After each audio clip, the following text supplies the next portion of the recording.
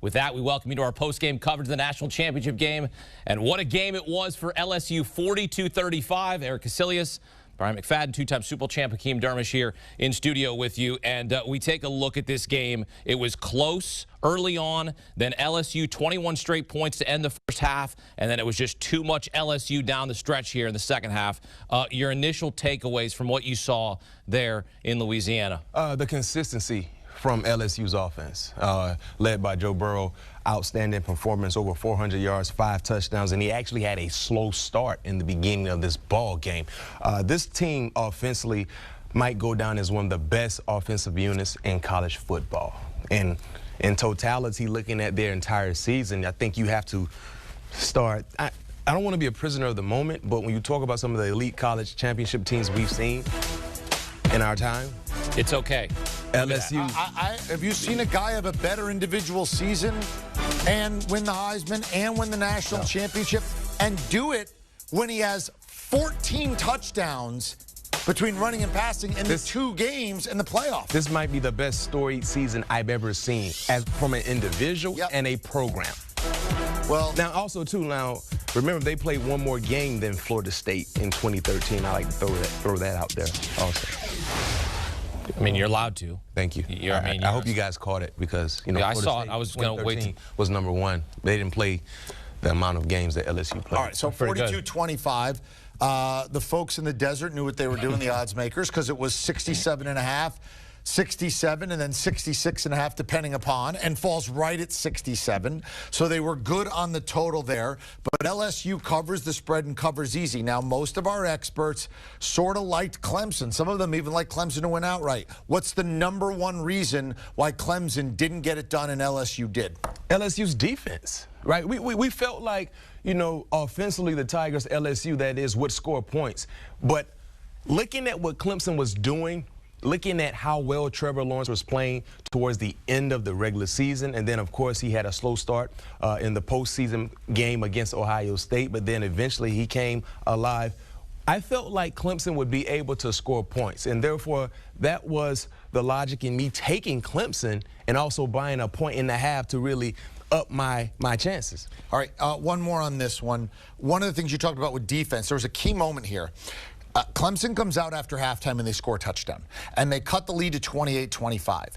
And then there's a play where their #1 linebacker, the heart and soul, the center of that defense, the person who understands that defense, gets nailed for targeting. Targeting is something where on a first offense, you're out of the game. You lower your helmet, and that's it. You're gone, and they review it and do it. Seemed tough. There was a guy who kind of came in, and he sort of had to leap over his own guy. Weird thing. Did you like the call, and do you like the rule? It was the right call, but I hate the rule. I hate being able to be in a position as a former defender and having to react extremely fast, and then one play, one mistake will get you kicked out of a ball game. EK, you came up with a nice scenario to be able to revamp and change the rules a little bit. Instead of having a player ejected on his first personal foul, allow that to be a warning. But the penalty stands is a personal foul, extra 15 yards rewarded to the offensive team, but he should not be kicked out of the ball game. He did lead with the crown of his helmet, but it was an honest mistake. When you're trying to move as fast as you can, clearly you won't be able to have the ideal tackle. And I think the NCAA should review these rules from ejecting a player. I mean, that was a huge loss for Clemson. Any rule where intent isn't taken into it and you're done on a first offense is almost by definition a bad rule. Yep. And that's one of the things they have to look at. And that really, I thought, changed the game. What did you see with that? How did you feel that impacted the game? It had an impact, but I like to go back to the final offensive possession for LSU in the first half. 30-19. 30-19, and at that time, I think they were down. The score was, what, 20, was it 2017 or 17-14? Okay. Clemson was up. 17-14, Clemson was up. 30-19, LSU, clearly they were going to take a shot potentially to try to convert the first down, but the odds were clearly in Clemson's favor in being able to force a 4th down opportunity, and you get a bad PI call from the defender in the back end from Clemson that led to an opportunity for LSU to do what? Score right before halftime, and then they received the second half kickoff. That was a game-changing moment for me because we all felt like 3rd and 19, how well Clemson has played throughout the season, being disciplined. We felt like, you know what, Clemson potentially could get the ball back, and they could potentially score when the offense get an opportunity to go right back on the football field. That was a huge momentum shift in favor of LSU because, like I said, scoring right before half and getting the second half possession was huge. With all due respect, it didn't even matter. They won 42-25. Joe Burrow just finished the greatest season, or one of the greatest seasons in college football history. 14 touchdowns in 2 games. He sets multiple records. This team wasn't going to be stopped. If you believed in destiny, if you believed in this story from the beginning of the season, from when he transferred, this story was already written. Like, Joe Burrow was going to lead them to a national championship whether you liked it or not. The thing I'm saying about that play, if they don't convert that 3rd and 19, Clemson has enough time on the clock. But we're not even talking about a 7-point game. And being up 3 points already. And I think LSU was a better team. No question. They've been the better team the entire season because of that. They were number 1. But we're talking about being able to see a more competitive ball game. Because momentum, Clemson lost momentum on that 3rd and 19. We watched that play together, and the first thing we said, that could be a bad outing for Clemson and going into half and then knowing who the LSU Tigers were getting the second half kickoff. Yeah, but they didn't even score. They didn't score after they got that kickoff. They ended up turning over and then scored. Clemson did. But they scored going into half. They did, but with the lead. When they started the 3rd quarter, they got the second half kickoff. They didn't score. Clemson came out, went for 2, and they had 8 points right off the bat in the 3rd quarter. And then it was LSU, 2 more touchdowns because Joe Burrow continues to lead this offense. You take a look. I will say at that 28-25, that's when the targeting, and that's when they took what I think is Clemson, maybe not their best pro, but their most important defender off the field. Yeah, I mean, it was a Bush League call. I'll agree with you. No, because it shouldn't have been called. But I think he's right. But look, and I'm with you. Look, the letter of the law. That is what you know. But it's a bad rule. I thought it hurt Clemson. Well, the other thing too is in a lot of these big spots, right? We're seeing officials make calls that they shouldn't be making in those spots, right? Like we've seen that in the NFL, we've seen that in the World Series, we've seen it in big spots where know the moment, have awareness for what the moment is. You don't eject a kid in the national championship for a questionable. But that wasn't even a.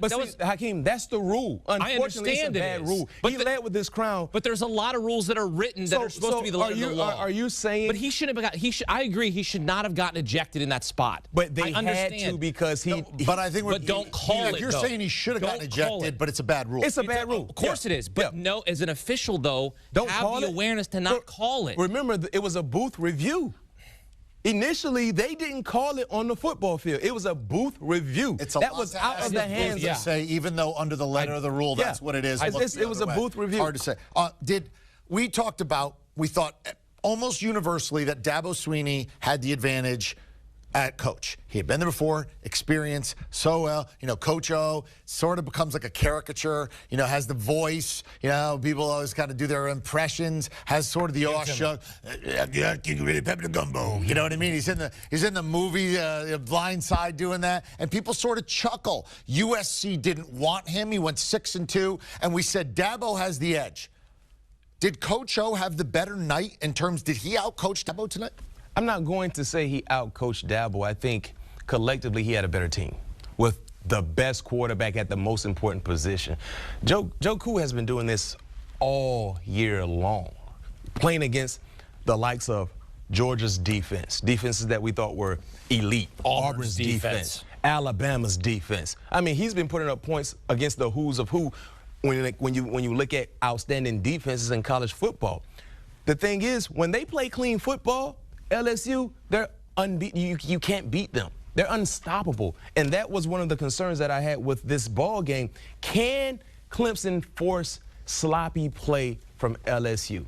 Because those wide receivers and that scheme, offensive scheme, along with the running game, and then defensively, LSU defense started to play some of their best football in the second half of the season. That was the knock. Remember early in the year against Texas, they couldn't get any stops. Yeah. Mississippi, that was the last time we saw bad defensive play from LSU when they played against Mississippi, and it seemed like that was the light switch. They instantly started to play better. So Coach O had the better team, and he did a phenomenal job in allowing his coaches to coach. Dave Aranda, one of the top assistants in the country. Steve Ensminger, the offensive coordinator. Then Joe Brady, the passing game coordinator, who they got from the Saints. This young guy who basically changes their entire offense to a Big 12 offense. And we saw it all season long. They scored the most points in FBS history. Yes. Wasn't better than the 2013 Seminoles. They just scored buckets of points. Yep. That's why Joe Burrow had a Heisman Trophy season, because of all the records he had, because Joe Brady gave him this offense to throw the football. When you look at that, when Ed Orgeron goes, you know what, I'm going to step back here.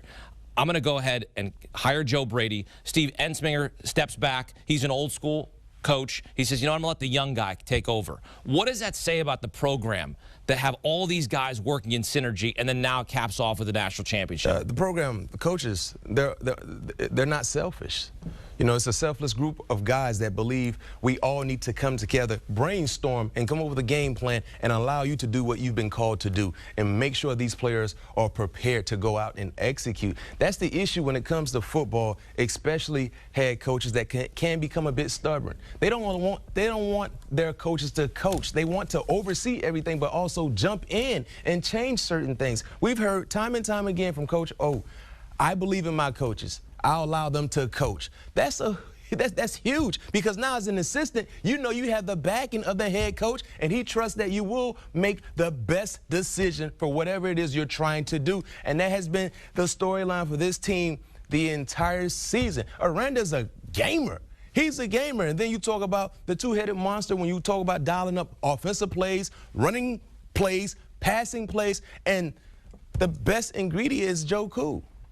And he's the best ingredient. Before the game, when we were talking about this, and we did our pregame show, when I asked you what the key matchup was in this game, you said it was the Clemson wide receiving core against the LSU wide receiving core. And Jamar Chase had more yards than the entire Clemson receiving core put together, and more touchdowns than the entire Clemson receiving core put together. What did you see with Jamar Chase?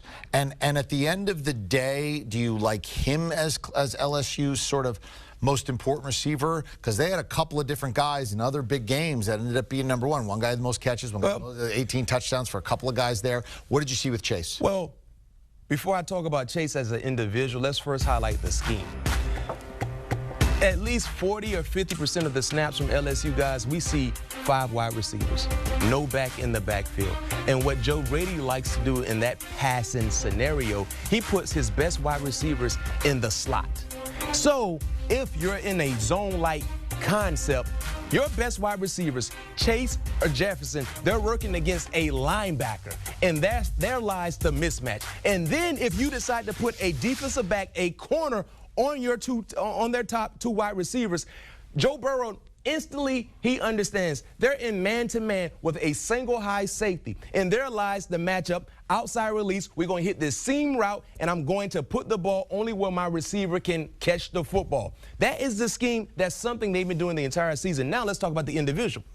They win their one-on-one matchups just like the guys at Alabama, but they have a better scheme because all these guys are moving pieces. They can line up out wide. They can line up in the slot. They can be moved in motion. But when they win their one-on-one matchups, especially against press coverage at the line of scrimmage, goodbye. And that's what we saw today. Your only hope based upon that is your defensive line has to whoop their offensive line, and you have to make sure the quarterback doesn't have time. Because based on what you're saying, you can only put one safety in the middle of the field. I can throw it to the edges. I can look one way and throw it to the other. You can't run 53 yards that fast that you're going to outrun a football. And if I have time, I'm going to beat you every time. What makes it so difficult, guys, is that you have an athletic quarterback that can run for 20 or 30 yards at any given time, right? So when they spread you out, now it's like, Joe, take the best matchup. And if they're doubling one of your guys, you still got an outstanding guy in Marshall Jr., who's a 6'4" type wide receiver that can go up and take the top off the coverage at any given time. You still got Moss, who's an outstanding athletic tight end. You got Clyde Edwards-Helaire, who's an outstanding catcher. And then guess what? I can run the football if I need to. The only time we saw a lot of pressure coming from Clemson is when LSU condensed the formation. They got in a tight-like formation, and they made it easy for the Clemson Tigers defenders to get to Joe Burrow. But when they spread them apart, they put Chase in the slot, they put Jefferson in the slot, and if they see a linebacker over these guys, it's a zone concept. If I see a corner over any one of these guys, it's a man concept. And I believe my man is better than your man, and I'm going to attack that matchup. And that's what we saw. But we saw that the entire season. Jamar Chase set the single-game receiving yards in a national championship game. In terms of other records, Joe Burrow in this game, most passing touchdowns in a season in FBS history, 55. He had 60 total passing touchdowns. Most touchdowns responsible for in a season in FBS history. Most touchdowns responsible for in a BCS CFP title game. Most passing yards in a BCS CFP title game. He said he didn't care about the records after they asked him. To recreate records. And so they asked him what ring size he was, right, after the game. He said 10.5. How do you know that? They fitted him before the game. They were already prepared. They already knew. Yeah. What do you, I mean, are you kidding? Like, they were that confident going into this game. It's about being confident, not being cocky, believing in who you are as a player and believing what you have as a team. I remember my first Super Bowl, before we flew out to Detroit, we all got individual Lombardi trophies. And we paid for the trophies. And we felt like we were going to win this ball game. And even before the NFC Championship game, most of the guys got a Super Bowl suit. Before we played in the AFC Championship game, against the Denver Broncos. Out there. When we won the second round game, because, you know, usually for a tailored suit, it take maybe 2 weeks, but we tried to put a rush on it. We all got tailored after we beat the Colts in the second round, before we even played the Denver Broncos, because we felt like at that time we were unbeatable.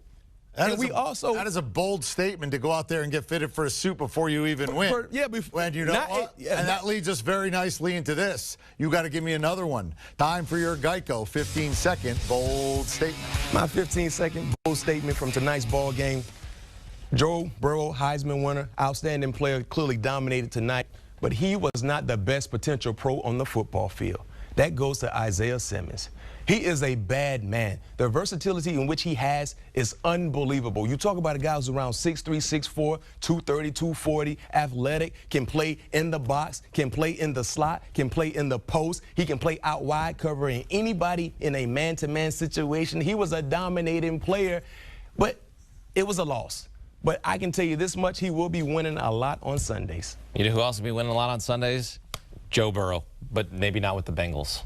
Maybe when he gets his next deal. Yeah, he may be winning on payday. That's about it for a while. That's about it. Are you going to root for Joe if the Bengals draft him and he's playing against your Browns? When he's not playing against the Browns, I'll root for him because he's an Ohio guy. He went to Ohio State. He transferred to LSU. The dream story is completed on this night as Joe Burrow and LSU wins a national championship. How about that? He had a night. Had a night, kid. Have a season, kid. Geico, 15 minutes could save you 15% or more on car insurance. Visit geico.com to see how much you could save. For Eric Casilius, Brian McFadden, I'm Hakeem Dermish. Thanks for watching the Geico 15. Do you want a sports network that delivers everything that matters about the game? The highlights, the picks, the instant analysis, no yelling, no fake debates, no politics. Hit the subscribe button and never miss a moment.